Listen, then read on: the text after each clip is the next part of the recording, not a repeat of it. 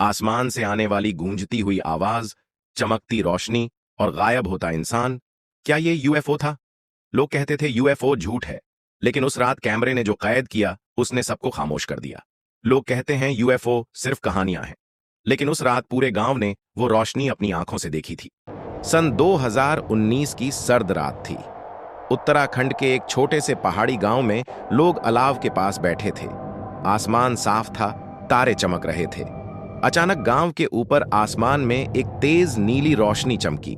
पहले सबने सोचा कि ये उल्का पिंड होगा, लेकिन रोशनी रुक गई और धीरे धीरे नीचे उतरने लगी। गांव के स्कूल मास्टर राकेश टेलीस्कोप से अक्सर तारे देखा करते थे।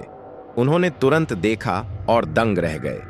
ये कोई तारा या उपग्रह नहीं था, बल्कि एक गोल आकार की उड़न तश्तरी थी, जिसकी सतह पर अजीब निशान बने थे।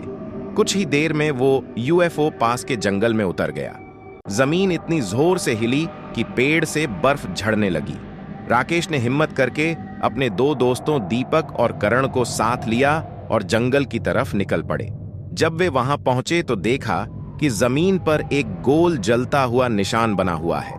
बीच में वो धातु जैसा जहाज खड़ा था और उसके चारों तरफ नीली हरी रोशनी घूम रही थी।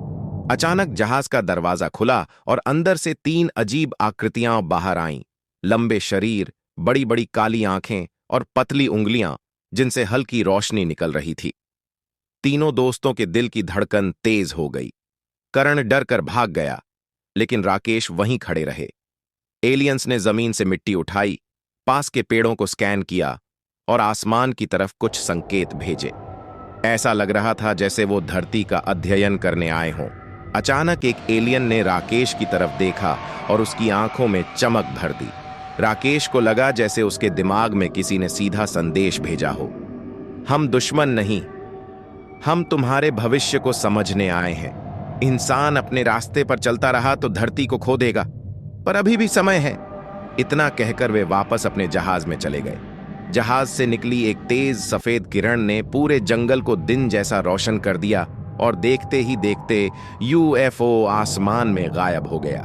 जब राकेश और दीपक गांव लौटे तो करण पहले से ही सबको बता चुका था कि उन्होंने भूत देखे हैं। लेकिन राकेश जानता था कि वो भूत नहीं थे, वो किसी और दुनिया से आए मेहमान थे।